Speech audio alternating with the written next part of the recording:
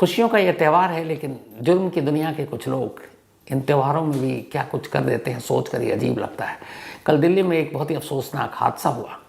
एक चाचा और भतीजे और अपने छोटे बेटे के साथ वो शख्स घर के बाहर दिवाली मना रहा था, कुछ फुलझड़ियाँ छोड़ने की तैयारी कर रहा था। सीसीटीवी कैमरे में सब कुछ कैद है। तभी 3 लोग 2 स्कूटर पर आते हैं। बाकायदा उनमें से एक उस शख्स के पैर छूता है। पैर छूने के बाद अचानक जब वो शख्स घर के अंदर जा रहा होता है, तभी दूसरा शख्स कमर से पिस्टल निकालता है और ताबड़तोड़ गोलियां चलाना शुरू कर देता है। उनमें से भी एक भतीजा था, वो अपने ही चाचा को मारने के लिए आया था। और जब वो अपने चाचा को गोली मार देता और छोटा सा नाबालिग भतीजा दूसरा वो खड़ा हुआ देख रहा, अचानक जब उसे कुछ समझ में आता है तब वो कातिल के पीछे भागता है। लेकिन जब वो पीछे भागता है तो हत्यारे उसे भी गोली मार देते हैं और इस तरीके से एक चाचा भतीजे की मौत हो जाती है। पूरी वारदात कैमरे पर।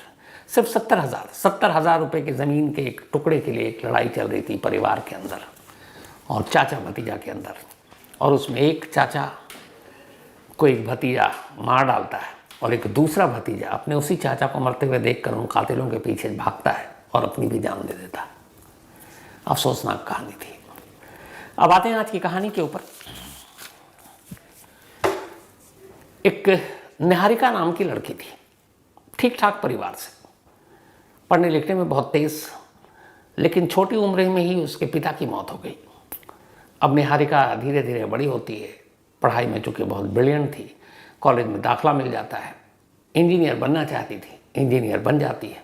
इंजीनियर बनने के बाद जब वो कॉलेज से बाहर निकलती है, बड़ी बड़ी कंपनियों में अपना रिज्यूमे भेजती है, नौकरी मिलती है।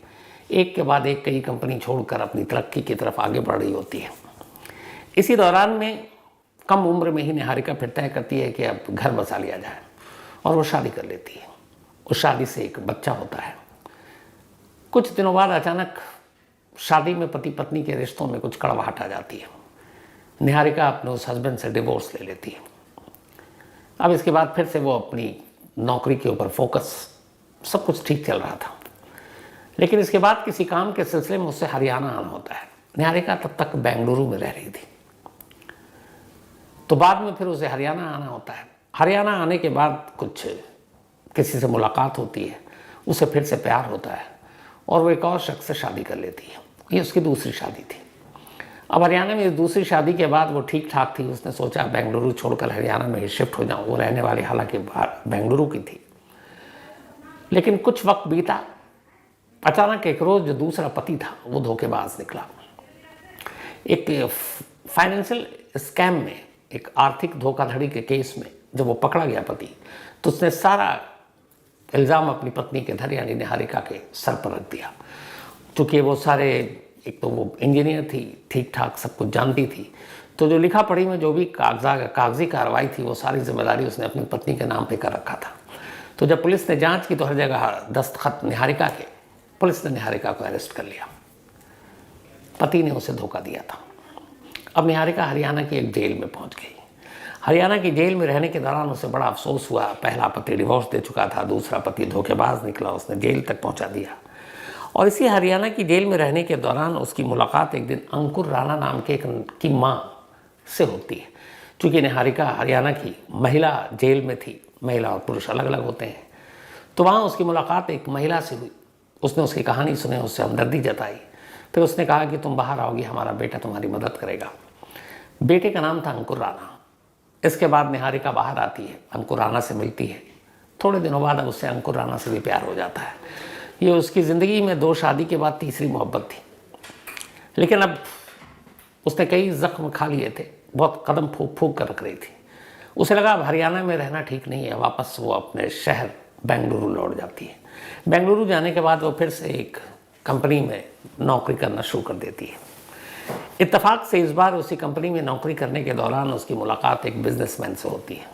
उस बिजनेसमैन का नाम था रमेश। उम्र 54 साल, निहारिका करीब 30 की, 24-25 साल की उम्र में दोनों में फ़र्क। लेकिन रमेश निहारिका का बहुत ख्याल रखता था। दोनों दोस्त थे, बातचीत होती, पर रमेश भी शादीशुदा था। धीरे धीरे वक्त बीता। अब जब निहारिका ने देखा कि रमेश उसके ऊपर काफ़ी पैसे खर्च कर रहा है, फिर उसे पता चला कि फाइनेंशियली वो बहुत साउंड है, बहुत पैसे वाला है, तब निहारिका ने कहा कि अब वो गलती नहीं करेगी। किसी अमीर शख्स से अब शादी करके वो अपनी ज़िंदगी ठीक ठाक बिताएगी। इसी के बाद रमेश की दौलत को सामने रखते हुए उसने उसकी उम्र को किनारे किया और रमेश से शादी कर ली। रमेश पहले ही तैयार था। अब निहारिका की यह तीसरी शादी थी और निहारिका रमेश की दूसरी बीवी थी। शादी के बाद सब कुछ ठीक चल रहा था, लेकिन निहारिका ने सिर्फ दौलत के लिए शादी की थी। उसे ये दौलत चाहिए थी। धीरे धीरे उसे एहसास हुआ कि ये दौलत शायद सारे उसके हिस्से में ना आए, क्योंकि पहली बीवी का भी हक है। तब निहारिका ने एक रोज़ रमेश से कहा कि तुम मुझे अपनी जो भी प्रॉपर्टी है उसमें से एक दे दो। एक प्रॉपर्टी उसने पसंद की रमेश की, उसकी कीमत थी 8 करोड़ रुपए। रमेश ने कहा कि ये सब कुछ तुम ही लोगों का है, क्यों? लेकिन निहारिका को ये मालूम था सेकंड वाइफ होने के नाते शायद उसको ये मिले नहीं है। कल को रमेश को कुछ हो गया तो फिर बिल्कुल भी नहीं मिलेगा। अब उसे लगा कि इससे पहले कि वसीयत हो जाए या कुछ और हो जाए, रमेश को ही रास्ते से हटा देते हैं तो कम से कम वो 8 करोड़ की प्रॉपर्टी जो है वो उसके हिस्से में आ जाएगी। अब आइडिया तो आ गया, करें कैसे? तब उसने पूरी प्लानिंग की और इसी प्लानिंग में फिर उसे याद आया हरियाणा का अपना वो दोस्त पुराना अंकुर, जिसकी माँ के साथ वो जेल में थी। उसने अंकुर को फ़ोन किया और उसने कहा कि देखो ऐसे ऐसे काम है, अपने पति को ही रास्ते से हटा देती हूँ, 8 करोड़ आएंगे, फिर हम दोनों कहीं दूर अपनी ज़िंदगी भी बिताएंगे। यानी अब निहारिका चौथी शादी की तैयारी कर रही थी अंकुर के साथ। पता नहीं करनी थी कि नहीं, लेकिन इस बात में अंकुर आ गया। उसने कहा बताओ क्या करना है? उसने कहा कत्ल करना है। अंकुर हरियाणा में था। निहारिका ने उसे फ़ोन करके कहा कि तुम 1 अक्टूबर को बेंगलुरु आ जाओ। 1 अक्टूबर को अंकुर बेंगलुरु पहुंच जाता है। उसके बाद वो उसे एक जगह ठहराती है और फिर 2 दिन बीत जाते हैं। अब तारीख आ जाती है 3 अक्टूबर, 3 अक्टूबर। वो एक दिन रमेश से निहारिका कहती है कि चलो घूमने चलते हैं, मैं तुम बहुत ज़माना हो गया लॉन्ग ड्राइव पे कहीं गए हुए, और कार से चलते हैं। रमेश तैयार हो गया। इसके बाद ये लोग निकलते हैं। रास्ते में बहुत दूर पर एक ढाबा या किसी आप छोटे मोटे होटल को समझिए गाड़ी रुकती है। प्लान के हिसाब से वहाँ अंकुर पहले से मौजूद था। वहाँ अंकुर मिलता है, फिर निहारिका उसका परिचय कराती कि ये हरियाणा में हमारा जानने वाला है। रमेश को अंकुर और उसके रिश्तों के बारे में कोई जानकारी नहीं थी।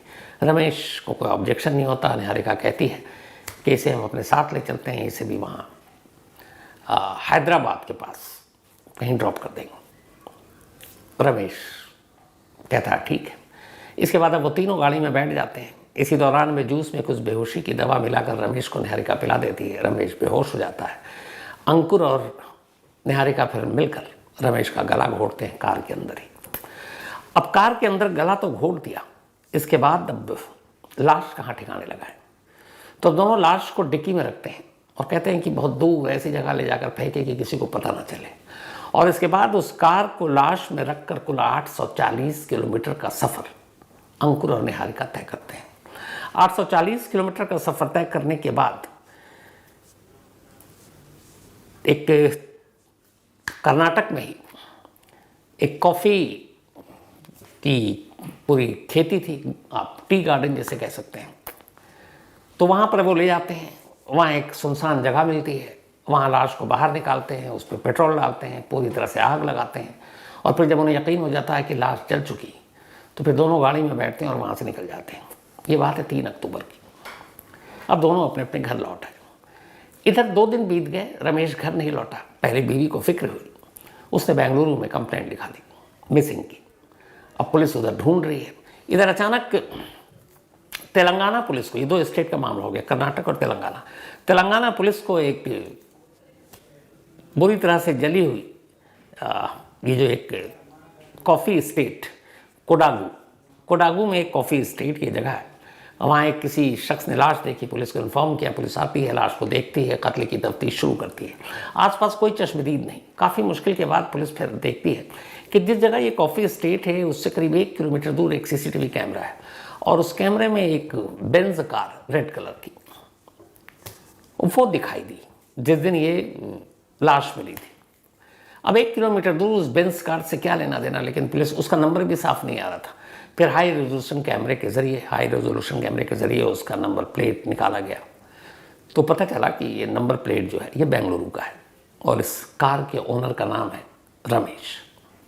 अब पुलिस बेंगलुरु रमेश के घर पहुंचती है। तेलंगाना पुलिस है, बेंगलुरु पुलिस से मदद मांगती है। तो वहाँ पता चला कि ऑलरेडी उसकी मिसिंग की रिपोर्ट है। अब क्या करें, कातिल कौन, कुछ पता नहीं। इसके बाद तेलंगाना पुलिस करीब 500 सीसीटीवी कैमरे उस कॉफ़ी एस्टेट को जाने वाले तमाम रास्तों पर और तेलंगाना और कर्नाटक के रास्तों पर जो बॉर्डर क्रॉस करते हैं, और ये देखने की कोशिश कर रही है कि वो कार कहाँ कहाँ से गुजरी है। 500 सीसीटीवी कैमरे खंगाल डाले, तब एक जगह पर उस गाड़ी के अंदर 2 लोग नजर आए, निहारिका और अंकुर। अब जैसे ही कैमरे में ये दोनों नजर आते हैं, रमेश के घर वालों ये तस्वीर देखते हैं और पहचान जाते हैं निहारिका। पुलिस का शक अब निहारिका के ऊपर है। इसके बाद निहारिका के कॉल डिटेल को खंगाला जाता है, लोकेशन उसका उसी कॉफ़ी एस्टेट में मिलता है। कई सारी चीज़ें जब एक साथ मिली तो आखिरकार अब पुलिस निहारिका की तलाश करती है, लेकिन वो बेंगलुरु में भी नहीं है। पुलिस उसके पीछे मुखबिर की फ़ौज को लगा देती है। 15 दिन बीत जाते हैं। 18 अक्टूबर को आखिरकार निहारिका बेंगलुरु पुलिस के हत्थे चढ़ जाती है। जब निहारिका गिरफ्तार हुई तो उससे पूछताछ हुई। पहले तो उसने इधर उधर की बातें बनाई, लेकिन फिर उसने सच्चाई बताई। फिर निहारिका के कहने पर जो अंकुर है उसके बारे में पूछा गया। आखिरकार अंकुर भी हरिद्वार से गिरफ्तार हो गया। वो बेंगलुरु से भागकर हरिद्वार आ गया था। इन दोनों के साथ इस कत्ल को जलाने के लिए जो पेट्रोल और बाकी चीज़ों का इस्तेमाल उस टी कॉफ़ी एस्टेट के पास किया गया था, उसमें एक वेटरनिटी डॉक्टर थे, रामामूर्ति, जो निहारिका के दोस्त। पुलिस ने रामामूर्ति को भी गिरफ्तार कर लिया। अब तीनों को गिरफ्तार करने के बाद जब पूछताछ हुई तो कहानी वही आई कि हर शादी ने एक जख्म दिया था निहारिका को, और हर शादी के बाद कहीं ना कहीं धोखा महसूस हुआ। फिर उसने तय किया कि कैसे शख्स से शादी करेगी जिसके बाद उसकी ज़िंदगी में कभी पैसे और दौलत की कमी ना हो, और इसी दौलत की लालच में उसने रमेश से शादी की, और ये सोच कर किया था कि ये लास्ट होगी।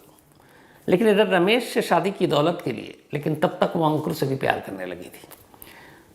तो यानी कि निहारिका ने 3 शादी की, चौथे से इश्क था। पता नहीं अगर ये सब कुछ प्लान सक्सेसफुल हो जाता तो ये चौथी शादी होती। उधर रमेश की ठीक ठाक जिंदगी थी घर में, बीवी अच्छी, प्यार करने वाली, लेकिन रमेश ने भी दूसरी शादी की। तो इन सारे शादियों के इस चक्रव्यूह और चक्कर के चक्कर में रमेश की जान चली गई, और निहारिका अब शायद उम्र भर के लिए जेल पहुंच गई। लालच, हवस, दौलत, कई बार ये चीज़ मैंने पहले भी कही, और कई कहानियों में ये लोग भी सुनते हैं, अखबारों में पढ़ते हैं, टीवी पर देखते हैं, नॉवेल में पढ़ते होंगे, फिल्मों में देखते होंगे, सीरियल में देखते होंगे कि जब भी कोई दौलत के लिए या फिर इन चीज़ों के लिए कोई जुर्म करता है और आखिर में जब पकड़ा जाता है, तो फिर मान लीजिए उसके पास जितनी दौलत वैसे भी जैसे पूरी ज़िंदगी कम से कम एक शराफत के साथ गुजार दे, वो भी इस्तेमाल और ख़र्च करने लायक वो नहीं हो पाता। क्यों? क्योंकि वो तो जेल के अंदर जाना है। आप जुर्म करोगे, जेल के अंदर होगे, तो फिर आपकी जो दौलत है वो कोई तीसरा उस पर ऐश करेगा। प्रकाश, जुर्म करने से पहले लोग ये समझ पाते। खैर, कहानी में आज इतना ही। अब कहानी ख़त्म करूँ उससे पहले वही अपना सिलसिला। आज नवदीप सिंह संधू, इनका जन्मदिन है। Happy birthday Navdeep. और ये लखविंदर कौर जी और गुरजीत संधू जी के बेटे हैं, तो हैप्पी बर्थडे नवदीप। साथ ही मार्टिना मल्होत्रा, हैप्पी बर्थडे आपको मार्टिना। और ये मुकेश जी की पत्नी हैं, और ध्रुव इनके बेटे हैं, मुकेश और मार्टिना के। और ये लोग स्वीडन में हैं। और मुकेश साहब, आप जब भी इंडिया आएंगे, आपने बताया शायद आप आने वाले हैं, तो पक्का मुलाकात होगी, आपसे वादा है। इसके अलावा गुरमीत, इनका भी आज जन्मदिन है। हैप्पी बर्थडे गुरमीत, भेजा है हर्षदीप ने। साथ ही अनिल विश्वकर्मा, इनका भी आज बर्थडे।